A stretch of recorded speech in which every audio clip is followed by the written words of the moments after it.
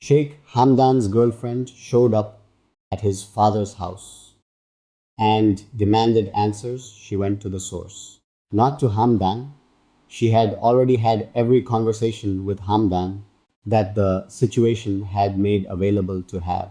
Not to the management team that handled the official story. They were not the decision makers, they were the executors of decisions made by someone above them. She went to the man whose decisions had shaped everything, whose plan had been the one that arranged the marriage, whose vision for his son's future had been the force that had reorganized the private world every time the private world had gotten close enough to what it was supposed to be, to make it worth protecting. She went to Sheikh Mohammed. She showed up at his house and she demanded answers, not in the deferential, managed, appropriately indirect way that people who understand the specific power of a man like Sheikh Mohammed approach him when they have a concern. Directly, with the specific anger of a woman who has been patient for years past, the point where patience was reasonable, and who has decided that the time for managing the approach is over and the time for saying the actual thing has finally arrived. She showed up. She demanded answers. And the house that had never been confronted this way by this specific person in this specific register had to figure out what to do with her.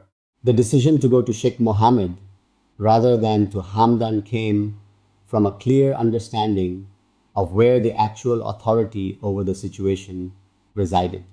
She was not naive about the power structure of the world she had been living in the margins of for years. She understood with the specific clarity of someone who has spent years watching how decisions about her life were made without her input, that Hamdan was not the final decision maker about the things that affected her most. He was not the one who had decided the arranged marriage should happen. He was not the one who had decided the private world needed to be reorganized around the requirements of the official one. He was not the one who had decided that London was where she was going to build the life that the private world required her to build. Those decisions had all come from above him, from the man whose strategic vision for the future of the crown had always taken precedence over anything Hamdan's own heart and his own choices had been trying to produce. She understood this, and she went to that man. The arrival was not announced. A person planning to demand answers does not announce the arrival in advance. Announcement gives the person being arrived at the opportunity to prepare, to manage the approach, to construct the response, to have the apparatus of the institution assembled and ready before the confrontation begins. She arrived without warning, in the way that the most significant confrontations always arrive for the people on the receiving end of them, without the management structure in place, without the prepared response, with the specific quality of an interruption that the institution was not configured to handle because the institution had never anticipated this specific person arriving at this specific place in this specific register of directness. The security was the first layer. She encountered it. Whatever it did to the arrival, whatever accommodation or resistance, the security's response to an unannounced appearance at the residence of one of the most powerful men in the Gulf produced. She was not deterred by it. That quality, the not being deterred, is the thing that made what she did different from the things that the private world's occupants had always done, which was to accept the management and retreat when the management pushed her back. She did not retreat. She had not come this far geographically, emotionally, up, across the years of the private life and everything those years had cost to be deterred by the security at a gate. She got through. The specific mechanism by which she got through to a space where her arrival could not simply be managed back to the entrance is not a detail that the people who know this story have made fully explicit, but she got through. And the arrival of the girlfriend of the Crown Prince of Dubai at the private residence of Sheikh Mohammed, unannounced, unmanaged, in the specific register of someone who has come to say something that is going to be said, regardless of what the institution tries to put between the saying and the person it needs to reach, was not something that had a prepared response, because there was no prepared response, because this had never happened before.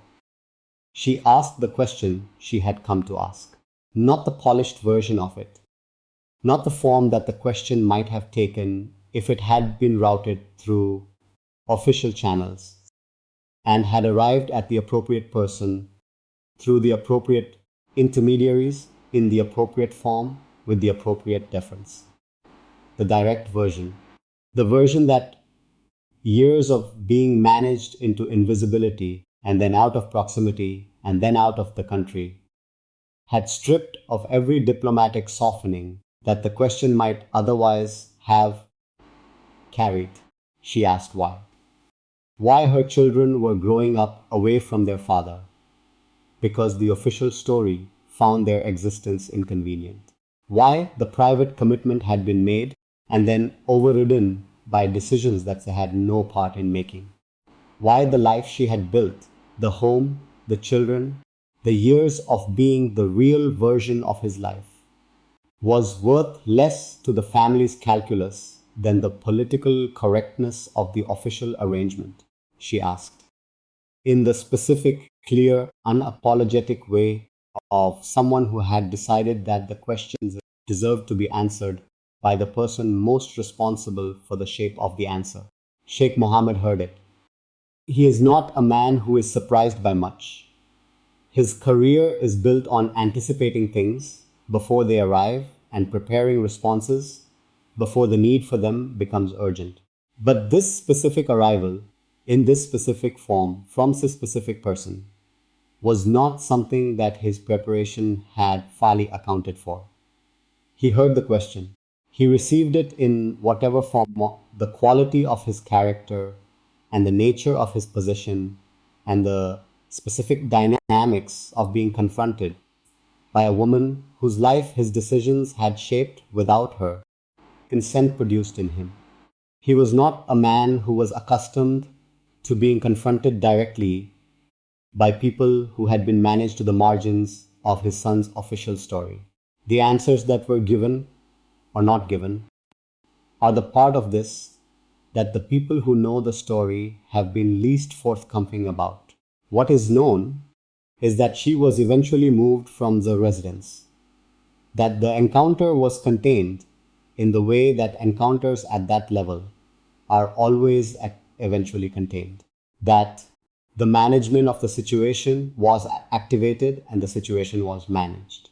But it was managed in the specific aftermath of having actually happened, of an event that had occurred before the management arrived, in the window when the private world had shown up unannounced at the house of the man whose decisions had shaped it and had demanded, directly and without apology, the answers that the management had never been authorized to provide. She showed up, she demanded answers. And the house of Sheikh Mohammed, which has always been the origin of the decisions that shape the private world, received for the first time someone from inside the private world coming directly to its door. Subscribe to this channel and hit the bell. Every week, I bring you the real story of Sheikh Hamdan, the confrontations that went to the source, the questions that were finally asked of the people who had the actual answers, and the truth about what happens when the private world stops being managed and starts demanding to be heard.